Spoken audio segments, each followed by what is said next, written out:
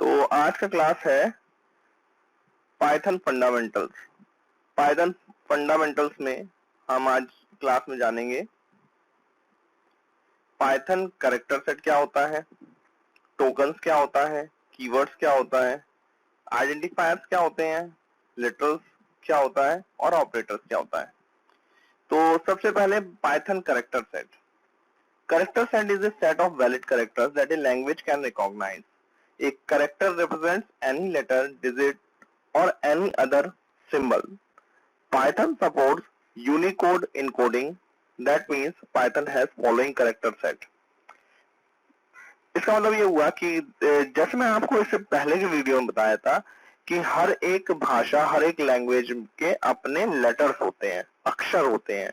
जैसे हिंदी में क, ख, ग, इंग्लिश में A B C, small case, upper case का, चाहे जिसका ले लिए। और साथ ही साथ कुछ और सिंबल्स भी होते हैं, हिंदी में हो चाहे इंग्लिश में हो। जैसे हिंदी में पूर्ण विराम, question mark, single quote, double quote. इसी तरह से इंग्लिश में भी full stop, question mark, interrogative sign और सिंगल कोट, डबल कोट, ऐसे डिफरेंट डिफरेंट हमारे सिंबल्स का यूज किया जाता है। ये सब उसके कैरेक्टर सेट कहलाते हैं। इसी तरह से एक कंप्यूटर प्रोग्रामिंग लैंग्वेज के भी अपने अक्षर होते हैं, लेटर होते हैं। जैसे हम लोग पाइथन प्रोग्रामिंग लैंग्वेज पढ़ रहे हैं तो इसके अंदर हम देखेंगे letters A B C D, small case या अपर केस का। डिजिट्स 0 to 9 यूज करी जाएंगी। स्पेसेस का यूज किया जाता है, प्लस माइनस, मल्टीप्लाई, डिवाइड, ये सब ऑपरेटर्स होते हैं। और कुछ इसमें पंक्चुएटर्स भी हैं। तरह तरह के अजीब अजीब से सिंबल्स यूज करे जाते हैं। व्हाइट स्पेसेस में जैसे कि आपका ब्लैंक स्पेस ही हो गया, जो विजिबल नहीं होते हैं, जिनके लिए जो विजिबल नहीं होते लेकिन कुछ स्पेस या कुछ जो है जगह छोड़ते हैं, तो उनको व्हाइट स्पेसेस की कैटेगरी में रखा जाता है। जैसे एक स्पेस बार हो गया, टैब हो गया। टैब की जमाने से हमारे जो है काफी ज्यादा कैरेक्टर्स के जो है आगे स्किप हो जाता है। ठीक है, वो ऊपर के कंटेंट पर भी डिपेंड करती है चीजें। ये सब अभी हम देखेंगे जब मैं आपको स्लैश टी स्केप कैरेक्टर के बारे में बताऊंगा। कैरेज रिटर्न, ठीक है, लाइन चेंज करने के लिए स्लैश एन जिसको बोलते हैं। तो अदर कैरेक्टर्स में आस्की कोड में और भी डिफरेंट डिफरेंट, आस्की और यूनिकोड में डिफरेंट डिफरेंट और भी कैरेक्टर्स होते हैं। आपको जो है ये भी बताया जा चुका है कि आस्की कोड जो 8 बिट के होते हैं उनकी हेल्प से 256 कैरेक्टर्स जो है इसमें बने हुए हैं, जिसमें अजीब अजीब से सिंबल हैं, A B C D 0 to 9। और जो आप पढ़ते हो कैरेक्टर्स जितने भी इसमें प्लस माइनस डिवाइड, ये सब सिंबल तो है ही है। साथ ही साथ इनके और भी अजीब तरह के सिंबल्स जो कि कीबोर्ड में नहीं बने होते, जैसे कि क्लब का साइन, हार्ट का साइन, और आपके डायमंड शेप और डिफरेंट डिफरेंट स्माइली शेप भी रहता है। बहुत तरह तरह के उसमें शेप होते हैं। ठीक है, यूनिकोड में यूनिवर्सल कोड है जिसमें दुनिया की सभी लैंग्वेजेस का यूज किया गया है, उसके सभी के अक्षर इसमें बिल्ट है, तो इसलिए उसके भी कैरेक्टर्स को ये सपोर्ट करता है जो 32 बिट्स के होते हैं जनरली। ठीक है, तो नेक्स्ट हम लोग आगे जाते हैं टोकन्स। टोकन्स क्या होता है? In a passage of text, individual word and punctuation marks are called tokens or lexical unit or lexical element. The smallest individual unit in a program is known as token or lexical unit. इसका मतलब ये है कि किसी भी passage में, मतलब एक जो आपने प्रोग्राम लिखा, हमारे अगर प्रोग्रामिंग लैंग्वेज की बात करें तो, या फिर एक स्टेटमेंट लिखा, तो उसके अंदर एक इंडिविजुअल वर्ड जो है या पंक्चुएशन मार्क्स जो है वो एक टोकन कहलाते हैं। जैसे आपने कीवर्ड इफ एल्स, तो ये पूरा I F if E L S E else, ये इंडिविजुअल वर्ड पूरा, ये एक लेक्सिकल यूनिट या टोकन कहलाता है। इसी तरह से आपने सिंगल किसी स्ट्रिंग को रिप्रेजेंट करना है तो सिंगल कोट, फिर स्ट्रिंग और फिर सिंगल कोट बंद, तो ये पूरा एक लेक्सिकल यूनिट कहलाएगा, ये एक टोकन हुआ। ठीक है, तो the smallest individual unit in a program is known as a token और लेक्सिकल यूनिट। ठीक है, अब हमने फर्दर प्रोग्राम को इन टोकन्स के यूज के हिसाब से, इनके वर्किंग के हिसाब से कैटेगराइज किया हुआ है। तो वो है keywords, identifiers, literals, operators and punctuators. एक एक करके देखते जाते हैं क्या होता है। Keywords are the words that convey special meaning to the language compiler interpreter. These are reserved for special purpose and must not be used as normal identifier names. Keyword का मतलब ये होता है, देखिए हर भाषा में जो कैरेक्टर्स होते हैं वो कंबाइन होकर के एक प्री डिफाइंड मीनिंगफुल वर्ड बनाते हैं, जो जिसका मीनिंग उसी भाषा के डिक्शनरी में डिफाइन होता है। यहाँ हम कंप्यूटर लैंग्वेज की बात कर रहे हैं, तो कैरेक्टर सेट्स आपस में कंबाइन होकर के एक मीनिंगफुल कीवर्ड बनाते हैं, जिसका मीनिंग इस कंप्यूटर लैंग्वेज के कंपाइलर या इंटरप्रेटर में डिफाइन होता है। क्योंकि हम पाइथन लैंग्वेज पढ़ रहे हैं तो यहाँ कंपाइलर नहीं इंटरप्रेटर में इसमें डिफाइन होता है, ठीक है, क्योंकि पाइथन एक इंटरप्रेटर लैंग्वेज है। These are reserved for special purpose and must not be used as normal identifier name, ठीक है। आप इन कीवर्ड्स को जो कि प्रीडिफाइंड होते वर्ड्स होते हैं उनको किसी आइडेंटिफायर, किसी वेरिएबल के नेम की तरह यूज नहीं कर सकते, ठीक है। एग्जाम्पल फॉल्स, फॉल्स में देखिए इनिशियल लेटर एफ कैपिटल में है, ट्रू, ट्रू का टी कैपिटल में है, फॉर पूरा स्मॉल लेटर में है, इन ये पूरा स्मॉल लेटर में है। इसी तरह से वाइल नन का एन कैपिटल में है, क्लास, ब्रेक, इफ एल्स बहुत सारे हैं। इनको अगर मैं लिस्ट करना चाहूं तो हम लिस्ट भी कर सकते हैं, मैं आपको दिखाता हूं। इसके लिए कीवर्ड लाइब्रेरी को हमें इंपोर्ट करना पड़ेगा, मैं आपको यहाँ पे दिखाता हूँ वर्किंग। तो सबसे पहले आप करिए क्या, इंपोर्ट करा लीजिए कीवर्ड लाइब्रेरी, कीवर्ड, ठीक है। नेक्स्ट आप प्रिंट करा लीजिए इस लिस्ट को, ठीक है। ये लिस्ट आपकी आएगी ऐसे, कीवर्ड के अंदर, कीवर्ड लाइब्रेरी के अंदर आपके एक KW लिस्ट नाम का मॉड्यूल है, ठीक है। ये देखिए आ भी गया यहाँ पे अपने आप। तो इस KW लिस्ट का यूज करिएगा और इसको प्रिंट कराएंगे तो एक लिस्ट आ जाएगी। देखिए, ये देखिए, इसकी लेंथ अगर आप जानना चाहते हो तो एलियन करके मैं यहाँ पे इसको लेंथ इसका प्रिंट करा लेता हूँ, क्योंकि हम इस समय अपने शेल कमांड वाले जगह पर है, इंटरेक्टिव मोड पे है, ठीक है। तो यहाँ पे डायरेक्ट आपके जो है कमांड देने पर उसका रिजल्ट यहाँ पे शो हो जाएगा। अगर यही आप प्रोग्राम में यूज कर रहे हैं तो न्यू फाइल में जाकर के आपको प्रिंट का यूज करना पड़ेगा, तभी आपको प्रिंट होएगा। तो ये देखिए 35 कीवर्ड्स हैं। तो मतलब आप अपनी पाइथन की प्रोग्रामिंग लैंग्वेज को सीखना चाहते हैं तो उस 35 वर्डों के बारे में जान जाइए क्या क्या करते हैं और आप इस लैंग्वेज को यूज कर सकते हैं। तो कंप्यूटर लैंग्वेजेस में शब्द बहुत कम होते हैं, जबकि हमारी जनरल लैंग्वेजेस ज्यादा कॉम्प्लिकेटेड होती हैं, ठीक है। चलिए नेक्स्ट आते हैं हम लोग। तो कीवर्ड्स के बाद identifiers. Identifiers are the fundamental building blocks of a program and are used as a general terminology for the names given to different parts of the program, which is variable, objects, classes, functions, lists, tuples etcetera. मतलब identifier हमारे programme के basic building block होते हैं। मतलब हमारा programme में कहीं ना कहीं वेरिएबल्स का यूज किया जाता है किसी वैल्यू को स्टोर करने के लिए या किसी वैल्यू को एक नाम देने के लिए, उनको रेफर करने के लिए, उन्हीं को आइडेंटिफायर बोला जाता है, ठीक है। ये आपके वेरिएबल्स भी हो सकते हैं, ठीक है, वेरिएबल्स के फॉर्म में हो सकते हैं, या फिर किसी मेमोरी लोकेशन में डिफरेंट वैल्यूज का कलेक्शन है जिनको ऑब्जेक्ट्स बोलते हैं, वो हो सकता है। या हमने कोई अपने इस तरह के का एक कुछ टेम्पलेट बनाया है, उसको क्लासेस बोलते हैं, वो सब अभी हम लोग आगे देखेंगे, ठीक है। उनको भी एक नाम दिया जाता है यूजर डिफाइंड। यूजर ने अपनी क्लास बनाई तो यूजर डिफाइंड क्लास कहलाती है, उसको भी नाम देने के वही रूल है जो एक वेरिएबल के आइडेंटिफायर के होते हैं। इसी तरह से लिस्ट टाइप का वेरिएबल बनाया जाता है, टपल्स टाइप का वेरिएबल बनाया जाता है। तो ये सब हमारे आइडेंटिफायर्स कहलाते हैं, ठीक है। तो इनका ये सब होते क्या है, ये सब आगे क्लास में देखेंगे। Next, identifier forming rules of Python are being specified as.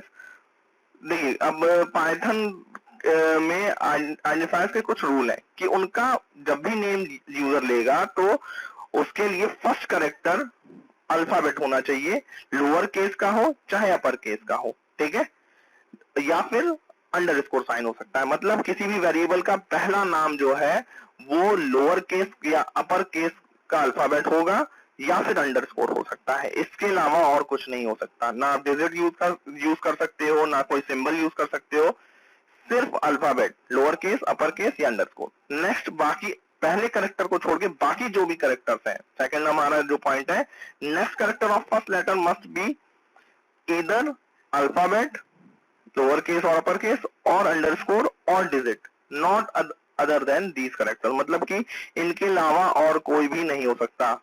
First character के लिए जो रूल है लोअर केस, अपर केस और अंडरस्कोर, इसके साथ ही साथ नेक्स्ट करेक्टर्स के लिए क्या है कि वो lower case, upper case, underscore और साथ ही साथ डिजिट भी हो सकता है, जबकि पहला करेक्टर डिजिट नहीं हो सकता। ठीक है। तीसरा rule, N identifier name must not contain white spaces और एनी अदर सिंबल्स, जैसे कि आपके किसी आइडेंटिफायर के नेम में बीच में कहीं स्पेस नहीं हो सकता, सिंबल नहीं हो सकता, hash, at the rate, dollar, साथ ही साथ कोई ऑपरेटर भी नहीं हो सकता, plus minus, divide, multiply, dot, ये सब कुछ नहीं हो सकता। Next, N identifier name must not be pre defined keyword, pre defined keyword नहीं हो सकता with same name and case, जैसा उसका नाम है और जैसा उसका जिस केस में वो डिफाइन है उस नाम का आप वेरिएबल नहीं बना सकते। ठीक है, जो रिजर्व कीवर्ड है, जैसे आप फॉल्स नाम का वेरिएबल नहीं बना सकते अगर आप उसका इनिशियल लेटर कैपिटल में एफ लिख रहे हो और बाकी स्मॉल में लिख रहे हो, लेकिन अगर आप चाहो तो पूरा कैपिटल लेटर में लिख करके फॉल्स, FALSE पूरा कैपिटल में लिख करके बना सकते हो। ठीक है, कोई वेरिएबल, लेकिन जैसा प्री डिफाइंड कीवर्ड है एफ कैपिटल में और बाकी सब स्मॉल में, तो आप एक वेरिएबल इस तरह से नहीं बना सकते। ये एक कीवर्ड है जो एक बूलियन कांस्टेंट की तरह से बिहेव करता है। ठीक है, चलिए, तो आइडेंटिफायर भी समझ में आ गया होगा आप लोगों को। Next, literals. लिटरल्स क्या होता है भाई? Literals often refer to as constant values are data items that have a fixed value, मतलब कि कोई भी डेटा आइटम जिनकी एक फिक्स्ड वैल्यू होती है जो कभी भी चेंज नहीं हो सकती। जैसे 10 है तो 10 हमेशा 10 ही रहेगा, ऐसा नहीं हम 10 को कोई नई वैल्यू असाइन कर दें, अब 10 इक्वल 20 लिख दिया तो आज से 10 20 बराबर हो गया। 10 कांस्टेंट है, वो एक कांस्टेंट ही रहेगा। इसी तरह से एक डबल कोट्स में स्ट्रिंग लिखी हुई अमित, तो अब वो एक स्ट्रिंग हमेशा वैसे ही रहेगी। ठीक है, हाँ, आप ये स्ट्रिंग जिस वेरिएबल में स्टोर है उस वेरिएबल की वैल्यू भले ही चेंज कर सकते हैं, लेकिन अमित एक स्ट्रिंग है तो वो एक स्ट्रिंग लिटरल है, वो एक कांस्टेंट है। इसी तरह से न्यूमेरिकल लिटरल्स भी कई तरह के हमको देखने को मिलेंगे। डेसिमल, इंटीजर टाइप का, नंबर टाइप में हमको देखिए इंटीजर में डेसिमल, ऑक्टल, हेक्साडेसिमल। ठीक है, साथ ही साथ फ्लोट, फ्लोट में फ्रैक्शनल और एक्सपोनेंट। बुलियन लिटरल्स हमको देखने को मिलेंगे जैसे ट्रू और फॉल्स, ये दो ही होते हैं। और एक चौथा हमको मिलेगा नन। नन जहां हमको एक वेरिएबल को किसी भी वैल्यू से इनिशियलाइज नहीं करना हो, लेकिन हमें उस वेरिएबल को डिक्लेयर करना हो। ठीक है, तो हम उसे नन से इनिशियलाइज करते हैं। यहाँ पे एक वेरिएबल को डिक्लेयर करते समय उसको इनिशियलाइज करना जरूरी है, तो आप उसको नन से डिक्लेयर करेंगे। ठीक है, चलिए, तो मैं इनको थोड़ा सा प्रैक्टिकली भी समझा देता हूँ आपको। हम पाइथन प्रोग्रामिंग लैंग्वेज पे आते हैं और यहाँ पे देखिए मैंने एक वेरिएबल का नाम लिया n1। क्या मैं n1 नाम का वेरिएबल बना सकता हूँ? हाँ, मैं n1 नाम का वेरिएबल बना सकता हूँ। इसका पहला लेटर देखिए n है, जो कि एक कैपिटल लोअर सॉरी अपर केस का अल्फाबेट है। हम ले सकते हैं पहला लेटर। बाद के लेटर के लिए क्या है कि वो अल्फाबेट हो सकता है, अंडरस्कोर हो सकता है या कोई डिजिट हो सकता है। तो बाद का लेटर जो है एक ही लेटर है बाद में और वो 1 है, वो एक डिजिट है, तो हो सकता है और उसमें 12 असाइन हो जाएगा। ठीक है, 12 एक इंटीजर नंबर है, तो ये देखिए असाइन हो गया। अब मैं आपको n स्मॉल में n लिया हुआ है, अच्छा मैं 1n नाम का बना के दिखाता हूं। क्या ऐसा वेरिएबल हम ले सकते हैं? 20। इसमें एरर आ जाएगी, क्यों? क्योंकि यहाँ पर इसका पहला लेटर इंटीजर है जो कि नहीं लिया जा सकता। बाद का लेटर तो ठीक था, लेकिन पहला ही लेटर जो है वो आपका गलत है। वो लोअर केस, अपर केस का अल्फाबेट या फिर कोई अंडरस्कोर साइन हो सकता है, इसके अलावा कुछ भी नहीं हो सकता। तो यहाँ पे एरर आ जाएगा। देखिए जैसे ही मैं एंटर दबाऊंगा, ये देखिए सिंटेक्स एरर, मतलब ये वेरिएबल इस तरह से नहीं बनाया जा सकता। मैं अगर अपने नाम का एक, अपने नाम का या कोई भी नेम नाम का ही चलिए बना देते हैं, नेम। ठीक है, नेम इक्वल्स और सिंगल कोट में यहाँ स्ट्रिंग कांस्टेंट इसको दिया जा रहा है। ठीक है, और इसमें मैं अपना नाम यहाँ पे विशाल स्टोर कर देता हूँ। तो क्या ऐसा हो सकता है? हाँ, बिल्कुल हो सकता है। नेम नाम का एक आपने वेरिएबल बनाया है और इसमें विशाल स्टोर कर दिया है। क्या मैं रोल नंबर हमें लिखना है r.n इक्वल हमने क्या दिया रोल नंबर 1, तो क्या मैं ऐसा वेरिएबल बना सकता हूँ? देखिए यहाँ पे एरर आ जाएगी। डॉट एक ऑपरेटर होता है और मैंने आपको लिखा है बताया भी था कि एक वेरिएबल के नेम में कोई सिंबल यूज नहीं कर सकते। Plus minus divide multiply at the rate hash dollar कुछ भी सिंबल यूज नहीं किया जा सकता, और यहाँ पे हमने आर के बाद डॉट लगा दिया है जो अलाउ नहीं है, एरर आ जाएगी। ठीक है, ठीक इसी तरह से, क्योंकि ये एक ऑपरेटर मानना है इसलिए इस तरह से एरर दे रहा है। और ठीक इसी तरह से अगर मैं यहाँ पे स्पेस देना चाहूँ, जैसे वी स्पेस जी, विशाल गुप्ता के का इनिशियल लेटर मैंने ले लिया, वी स्पेस जी इक्वल 2.87, एक फ्लोट वैल्यू दे रहा हूँ, यहाँ भी एरर आ जाएगी क्योंकि वाइट स्पेसेस अलाउ नहीं होते हैं एक वेरिएबल के नेम में। देखिए एरर आ गई। तो इस तरह से हम एक वेरिएबल को नहीं ले सकते। अच्छा, मैं आपको एक प्री डिफाइंड कीवर्ड का वेरिएबल बना के दिखाता हूं, जैसे एल्स। एल्स एक प्री डिफाइंड कीवर्ड है और इसमें मैं 34 स्टोर करता हूं। ये देखिए यहाँ भी एरर आ गई। लेकिन इसी को अगर मैं ई कैपिटल कर दूं और या फिर कोई भी केस, किसी भी लेटर का केस चेंज करके और तब आप इसको असाइन करिए कोई वैल्यू, तो ये स्टोर कर लेगा। और किसी भी तरह की वैल्यू, कोई जरूरी नहीं है। यहाँ देखिए मैंने इसको चेंज कर दिया। साथ ही साथ यहाँ पे अगर मैं एल्स को अब कोई नई वैल्यू दूं, एल्स इक्वल्स, इसका डेटा टाइप देखिए डायनेमिक होता है, डायनेमिक डेटा टाइपिंग होती है। मतलब मैं इसमें कोई दूसरा स्ट्रिंग भी कुछ स्टोर करना चाहूँ तो कोई दिक्कत नहीं है। इसका अब डेटा टाइप चेंज हो चुका है, मैं टाइप की हेल्प से चेक भी कर सकता हूँ। अब स्ट्रिंग असाइन कर दिया तो इसका टाइप जो है वो स्ट्रिंग हो चुका है। तो ये देखिए str, क्लास str। ठीक है, तो हम फिर आते हैं अपने टॉपिक पर। तो इस तरह से एक आइडेंटिफायर और लिटरल होता है। ठीक है, यहाँ पे हमने एग्जांपल्स में देखे, ये जितनी भी वैल्यू मैं यहाँ पे असाइन कर रहा हूँ, ये एक इंटीजर लिटरल है, ये 20 एक इंटीजर लिटरल है। विशाल यहाँ पर ये एक स्ट्रिंग लिटरल है, ये यहाँ पे 1 एक इंटीजर लिटरल है, ये एक फ्लोट लिटरल है। ठीक है, इसी तरह से आप चाहें तो डेसिमल वैल्यूज के, मतलब कि इंटीजर वैल्यूज में आप ऑक्टल हेक्साडेसिमल में भी वैल्यू असाइन कर सकते हैं। जैसे मैं एक ए नाम का वेरिएबल लेता हूँ, ए इक्वल्स, जब हमें कोई ऑक्टल वैल्यू असाइन करनी होगी, ठीक है, तो उसके लिए आप पहले लिखोगे 0 फिर ओ, और उसके बाद आपने जैसे 1 4 लिखा तो ये एक ऑक्टल नंबर में आपने रिप्रेजेंट किया है। अगर मैं इसकी वैल्यू पता करना चाहूं तो ये क्या है भाई, यहाँ 1 और यहाँ 8 और 4 कितना हो गया 12। तो अगर मैं ए को प्रिंट कराऊं, देखिए मैं जरा प्रिंट कराता हूं ए को, तो 12 आएगा क्योंकि ऑक्टल नंबर में 12 को 1 4 लिखते हैं। ठीक है, इसी तरह से अगर मैं हेक्साडेसिमल में कोई वैल्यू असाइन कर दूं तो मैं बी नाम का एक वेरिएबल बना लेता हूं। उसके लिए हेक्साडेसिमल के लिए आपको यही काम 0x लिख करके आपको करना पड़ता है। ठीक है, वहां 0 लिख करके ओ फॉर ऑक्टल और हेक्साडेसिमल में x लगाते हैं। अब आप कुछ भी लिखेंगे, जैसे मैं 1 0, ये आपको 10 की तरह समझ में आ रहा है, लेकिन ये 10 नहीं लिखा है, ये कितना लिखा है 16। ठीक है, इसी तरह ऑक्टल में अगर आप 1 0 लिखते तो वो 8 होता। तो अगर मैं प्रिंट कराऊं तो देखिए प्रिंट हमेशा डेसिमल फॉर्म में प्रिंट होएगा। ठीक है, बी, तो यहाँ पे आपको डेसिमल वैल्यूज की प्रिंट क्या होगी 16 देगा। तो ये हमारे इस तरह से कांस्टेंट थे। तो नेक्स्ट टॉपिक है ऑपरेटर्स।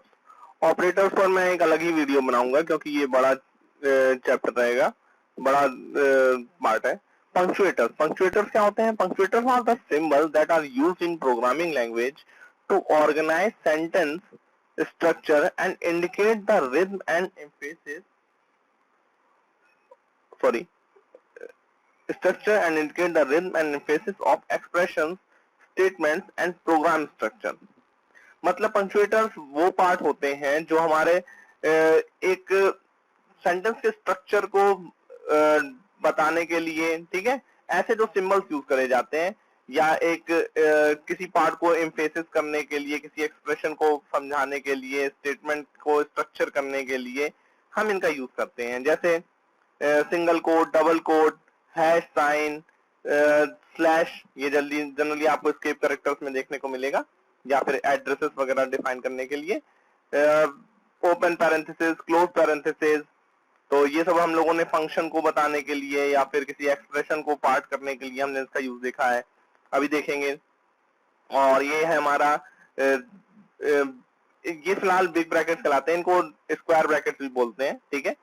स्क्वायर ब्रैकेट का यूज हम लोग देखेंगे लिस्ट वगैरह डिक्लेयर करने के लिए। इसी तरह से ये कर्ली ब्रेसेस हैं, इनका यूज हम लोग डिक्शनरीज वगैरह को डिक्लेयर करने के लिए करते हैं, ठीक है, डिक्शनरीज और सेट को। तो उनको हम लोग जब पढ़ेंगे तब वहां पे हम देखेंगे। ये कॉमा है, ये सेपरेटर आपने प्रिंट में भी देखा था, कॉमा सेपरेटर, वैल्यूज को अलग अलग सेपरेट करने के लिए। कोलन साइन किसी पार्ट या किसी स्कोप को डिक्लेयर करने के लिए यहाँ पर पाइथन प्रोग्रामिंग लैंग्वेज में कोलन का यूज किया जाता है। डॉट एक ऑपरेटर है, जनरली ये क्लासेस या फिर ऑब्जेक्ट के अंदर किसी वेरिएबल या फंक्शन को ऑब्जेक्ट के अंदर के किसी वेरिएबल या फंक्शन को एक्सेस करने के लिए हम इसका यूज करते हैं, ठीक है। तो आज के लेक्चर में इतना ही। Thanks for watching.